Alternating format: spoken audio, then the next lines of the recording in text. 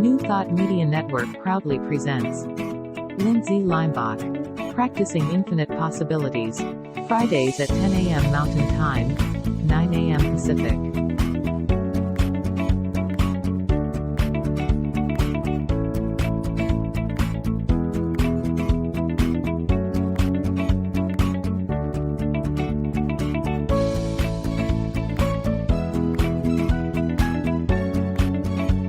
And now, here's Lindsay.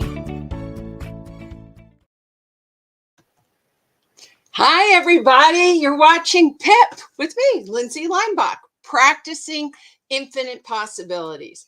All right, today I don't have my coffee. I have my water. So I'm really into drinking water. I hope you guys, wherever you are in California. So it's morning, and in Southern California, it's raining. I know around the rest of the world, you guys don't think this is a big deal, but to us, huge. It's going to rain all day long. So this is one reason why I have my REI sweatshirt on. And I was thinking, what am I going to wear for the show today? And I said, yeah, I'm going to wear this. I love the colors. It has nature in it. And one reason why I wanted to share it with you is because this sweatshirt is 28 years old. Yes, it's older than my children. Isn't that crazy? And the reason why I tell you that is it just shows you that when you do quality activities, not necessarily quantity activities, but quality, it lasts. And that's what we're talking about today. We are talking about habits. So here, let me just see. Oh, I got a few comments already. Kevin and Wayne. Oh, thank you so much for being here. Practicing infinite patience. Oh, wait, I got to just throw that up. Look at that. That's what Kevin, absolutely. You know what patience is? Patience is a sign of courage. Really, patience is a sign of courage, because when you have patience, it means that you are not reacting from actually your lower brain. I got to pick up my puppy. Or your mammalian brain. What you're doing is when you have patience, you're saying, wait a second, let me see, let me relax, let me get to my prefrontal cortex. I'm having the courage to say, I don't need to solve the problem right now. I don't need to attempt it. I can allow the universe, I can allow life to unfold. You can't go up to a rose and pull the petals apart and say, blossom and look beautiful for me. You pull the petals apart and the rose dies. You have to have the courage to know that we have universal energy out there that knows, that rose knows what it needs to do in its perfect timing. And as a human being, we have to have patience to allow things to develop. Not to judge them, not to say that they're taking too long a time, but to have the intention in the present moment, have the intention in the present moment and allow it to blossom. So we're going to do, let me go back. Oh, hi, Pamela. Oh, thank you for being here. I really appreciate it. And Wayne, howdy from Canada. I'm just so excited you all are here. All right. This is one thing I got to get into. Oh, hold on. My banners. No, my comments. I got to take down Kevin's comment. There we go. So I can get my other banners up. So today we're going to be talking about 10 habits of confident and successful people. Now, really, we're going to be going in. There is tons and tons of habits of successful people. And there's been lots of business books, self-help books, spiritual books showing success. No, I don't think I have it right. Oh, I do. One of my very favorite books here, The 7 Spiritual Laws of Success, right there. 7 habits. That's what Deepak Chopra is talking about. So there's lots of them. But I was on the internet and I've been, working with habits this whole time. This is our series.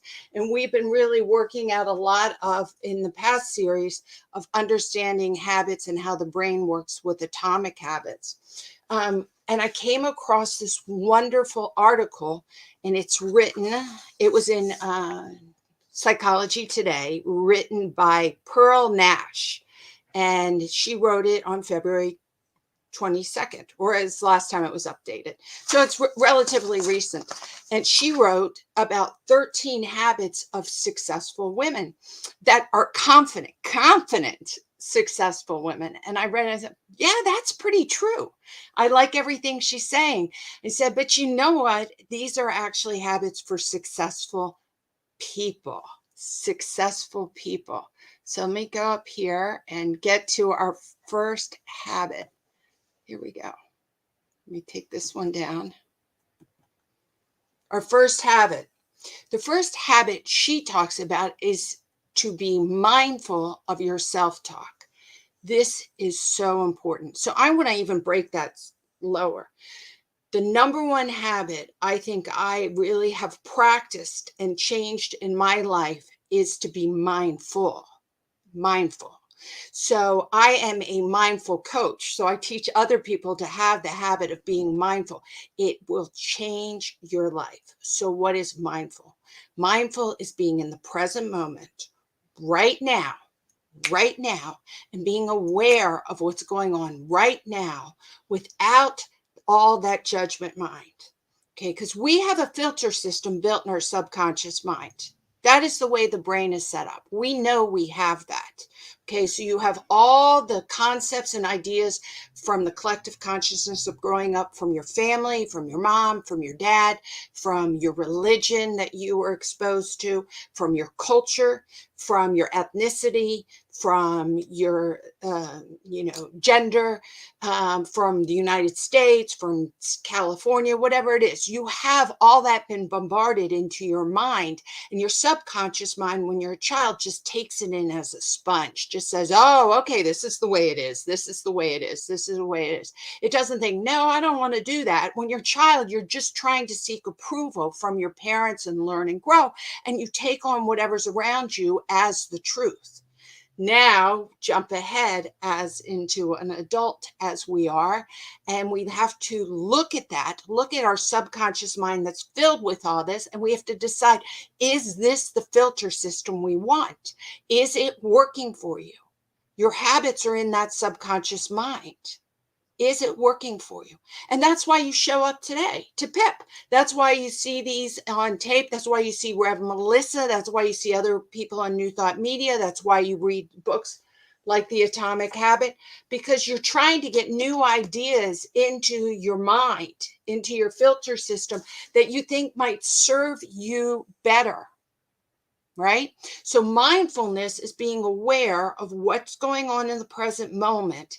And when you have that filter system, you're aware of that filter system. Now, let me tell you, some of that filter system is awesome.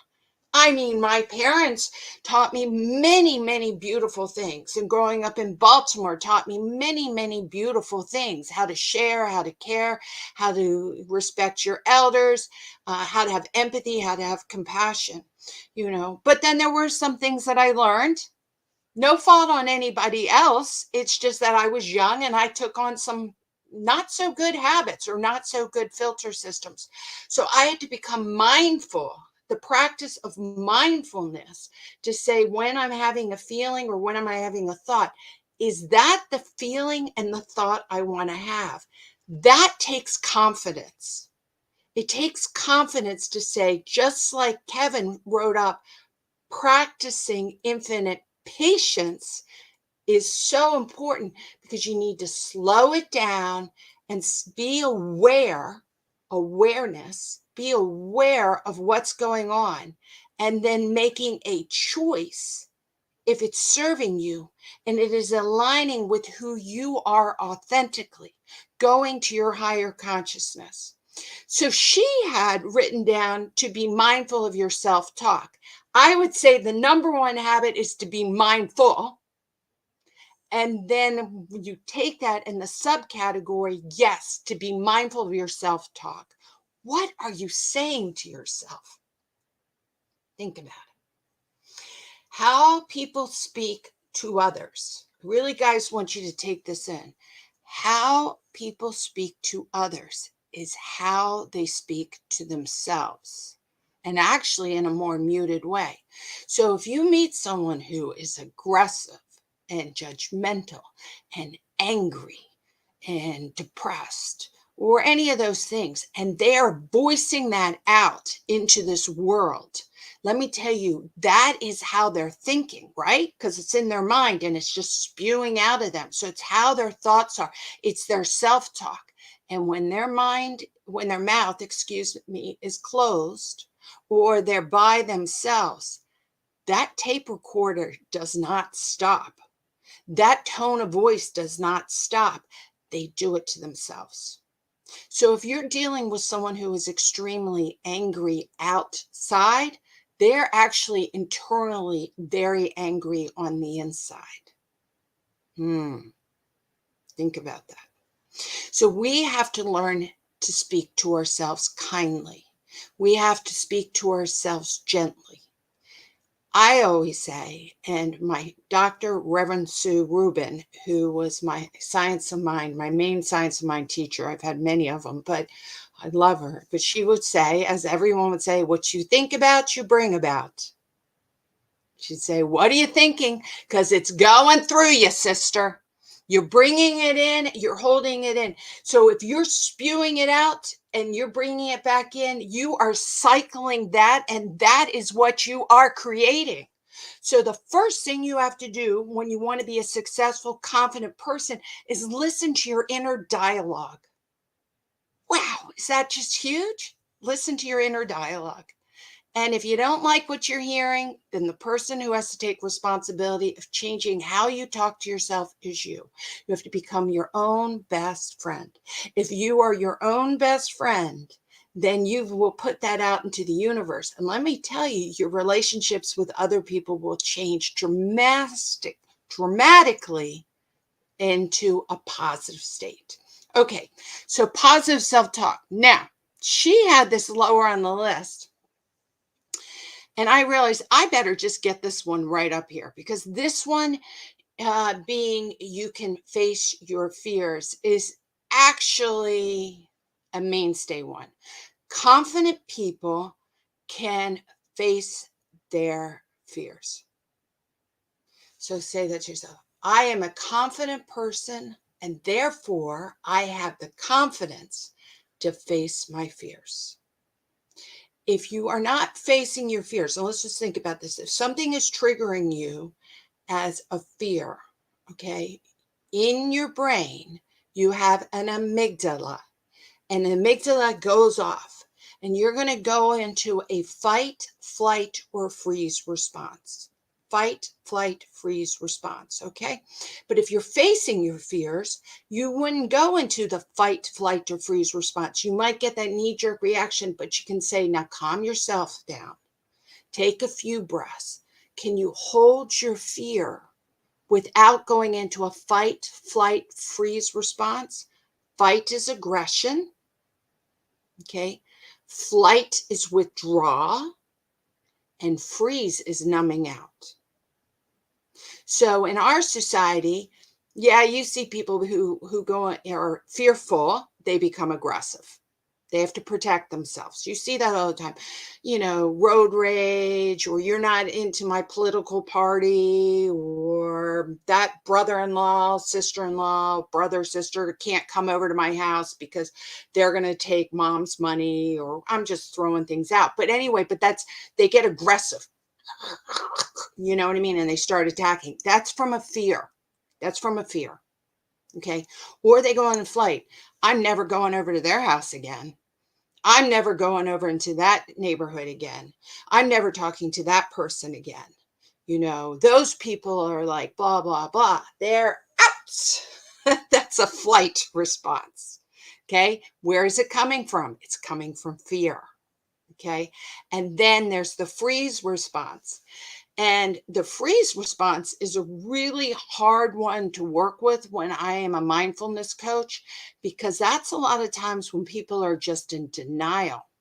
They're not fighting it. So if you have aggression, I can call out aggression and we can work with it with responsibly and say, is that really who you want to be? If you're flighting, if you're running away and avoiding things, you can see that you're not living to your full potential. So that makes a lot of sense too. But they're in action, at least they're moving. They're like, I'm not going there. They're dodging the bullet like this. But they have energy, which we can capture and we can work with. But when they're in the freeze mode from fear, they say, everything's fine. No, there's no problem. Mm-mm, mm-mm. Oh, no. No, I actually went to my doctor and I got the Xanax. And what I'm going to do is I'll just take some Xanax every day.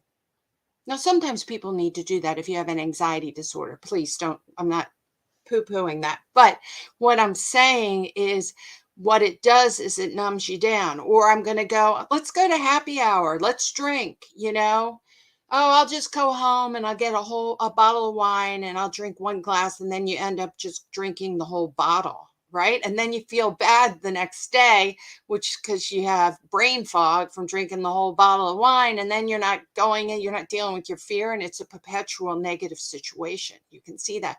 So freeze response is something you have to take very seriously when you're not fighting it and you're not fleeing it. You're just kind of sitting still and not doing anything. Anyway, this is how people respond to fear. So confident people don't do that. They recognize that they have a fear. They recognize that they have a fear. And you know what they do? They lean into the sharp point. This sounds so scary. Lean into the sharp point.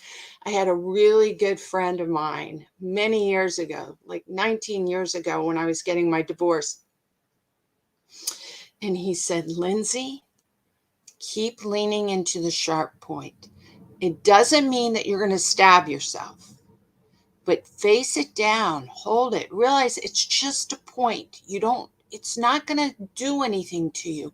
If you can look at it and you can hold it and you can recognize the fear, then you can work with it. And I'm just going to throw out right now, one of the best ways to lean into the sharp point when you have a fear is the rating system. This is a really good one. Remember, number one was mindfulness. So mindfulness is being aware in the present moment without judging it. So, okay, I'm aware that I have fear. You see that? I have aware that I have fear. So I'm aware that I have fear. So what do I do with it without judging it? I mean, it's painful. I'm scared something happens. I'm going to lose my job. Then I'm going to not be able to make my house payment, right? And then I'm going to be thrown out on the street. You can see how the brain can go really wacko when you can lean into it. But you're like, what do I do with that? So, okay, we want to get down into the rational brain instead of that emotional roller coaster of going down. So a confident person would put the fear and be able to hold it and say, how true is this fear? How true is this fear?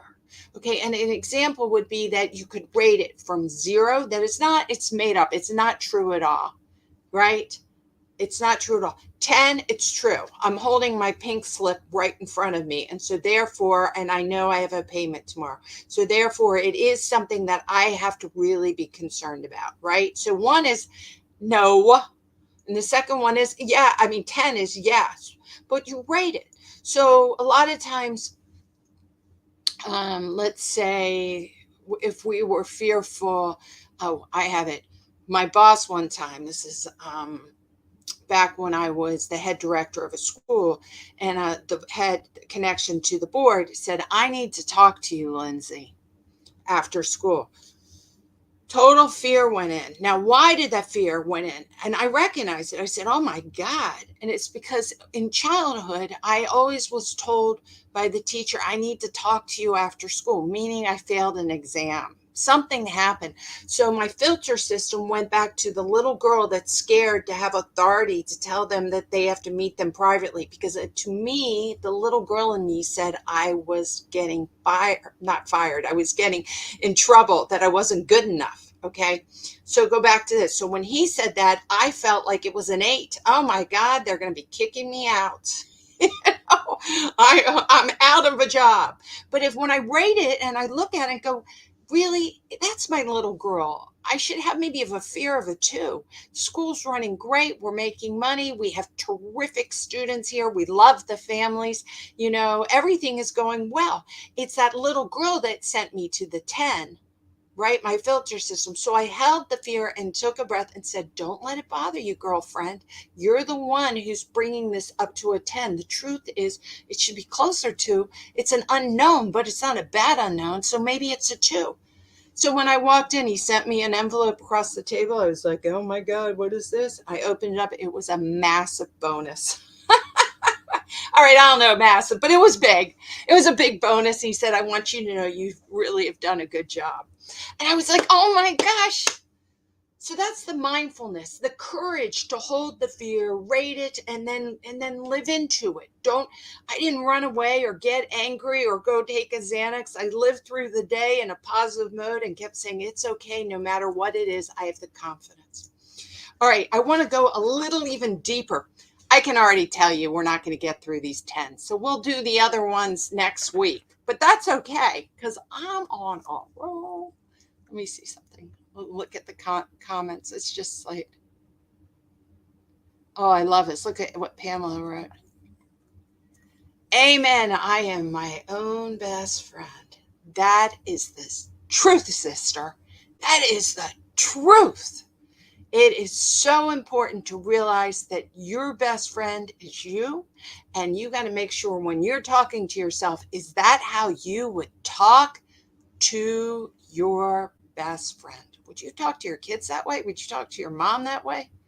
Would you talk to your grandma that way? Would you talk to your best friend that way? It's just incredible. Okay, let me see. I'm going to go here. I'm going to go back to, so have you guys been having magical moments? Wayne wrote this. White Wizard. I like that, because what I like to say is that we all have that white, clear, higher level of power of being a wizard or a witch. Now, but some people are like, oh, that's crazy, Lindsay. No, what I mean is that we can connect into the flow of God, to the universal power and the energy that we have around us, and we manifest all the time. Wizard or witch, whatever you want to call it, God's creation being expressed, it is there. And it is so much fun living into it.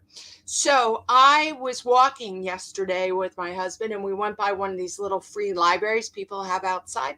And I stopped and I looked in, and here was this book, The Big Magic, Creating Living Beyond Your Fear. Can you believe this? And I have read this book. It's a fabulous book. It really is. It's by Elizabeth Gilbert, who wrote Eat, Pray, and Love. And she talks about how she's creative and how she writes and how she gets into that flow. It's really a great book. And I said, you know what? I'm going to get this book and I'm going to go give it to a friend. So then this morning, I looked at my book and I said, wait a second, I'm talking about fear. Let me just randomly, I'm not kidding you, randomly open up the book. So I did. I randomly opened up the book, and I want to read you what I randomly looked at. This is incredible. Here, let me get this down. Just put my banner down.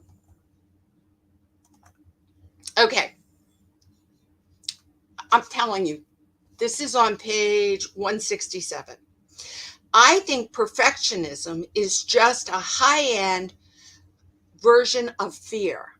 I think perfectionism is just fear in fancy shoes and a mink coat, pretending to be elegant when actually it's just terrified. Because underneath that shiny veneer, perfectionism is nothing more than a deep agent that says again and again, I am not good enough. I will never be good enough. Wow, right? See, remember I told you we hide our fears in different ways. So if you're a perfectionist, she's saying that is a way of hiding your fear. And I'm saying to be a confident person. And let me tell you, she's a confident person, because when you're in the flow of the universal God, how can you not be confident when you have God flowing through you as you? Doesn't get any better than that, right? I get so excited about this stuff. Okay, so let me read even some more because it's so good. Perfectionism is a practically evil lure for women who, I believe, hold themselves to an even higher standard in performance than men do. There are many reasons why women's voices and visions are not more widely presented today in creative fields. Some of that exclusion is due to regular old misogyny, but it's also true that all too often women are the ones holding themselves back. Take responsibility for yourself, girlfriend and boyfriend, right? Take responsibility. Who holds us back? Are actually our thoughts hold us back of what we believe. If we believe misogyny is present and is going to affect us, boom, it does. But if you don't believe that that is part of your consciousness, it won't, right? Okay, holding themselves back. Participating in the first place, holding back their ideas, holding back their contributions, holding back their leadership and their talents. Too many women still seem to believe that they are not allowed to put themselves forward at all until both they and their work are perfect and beyond criticism. Now, she's saying for women in that, but I want to tell you that is for men too. I was actually at a big board meeting, and we have about 25 people on our board, and I'm on the governance committee of the board. So we all get together separate to see how the board can run better. And we talked about how some people speak a lot. Me, right? Extrovert. It's very easy. I'm a confident person and I don't mind putting out my ideas, and I don't get offended if people don't agree with me. So that actually happens. So I speak a lot, but they're brilliant people on this board, men and women of all different ages, brilliant people that when you talk to them on the side, they got great ideas. But in a meeting of 25 people, they don't raise their hand. They don't put out their ideas. Why? Because they're just more introverted. They're equally as intelligent. Some of them are off the chart creative and can solve the problems. It's just how they're wired. There's nothing wrong with being introverted, but when you're having a large group, and you're an introvert, you don't necessarily share. So the governance committee came up with the idea that we're going to put cards out in front of everybody. And as the meeting is going on, if people come up with ideas or they have questions, but they don't want to interrupt, because I'll interrupt. Sometimes I got to hold it back. I'm learning how to be more introverted. They can write it down, and at the end, we're going to give it to the CEO of the company, and he will then look through the cards real quick to see if there's some kind of topic or some kind of solution that wasn't addressed, and also can take the cards for the next board meeting. But this way, everyone in the board meeting itself, in present time, can have a voice. We all need to realize that we can have a voice, and our voices don't have to be perfect. That is so powerful. Our voices don't have to be perfect, but they can be good enough to move things forward. All right, we got through two habits of successful, confident people. Being mindful, practicing the habit of being mindful. Stop, observe what's going on before you proceed.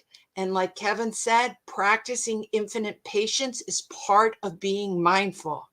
There's lots of things. When you can be patient, you can have courage. I love that. When you have courage, let me say that backwards. When you have courage, you can be patient, right? And the second one was to be able to lean into the sharp point of your fear, so you can address it, so you can grow from it, so you can learn from it. So next week, we're going to go and talk about leaning into the sharp point of our fears. And what does that mean in habits, in successful habits? So I look forward to seeing you all. If you guys have comments or you want to learn about more about mindful coaching that I do it across the United States and even in Europe now. I love having people, except for the time zone can get a little wacky, but I figure it out. Contact me at centeredmoment@gmail.com. I would love to talk to you, or message me on Facebook and we can talk about that. I want to thank New Thought Media Network so much for allowing me this platform to really express, what it is. What are these habits we can bring out? How to get into that flow, how to have big magic in our life, in every life, all the time, with peace and blessings and lots of love. I am so appreciative of everything that you are here. And I'll see you guys next week. Thank you.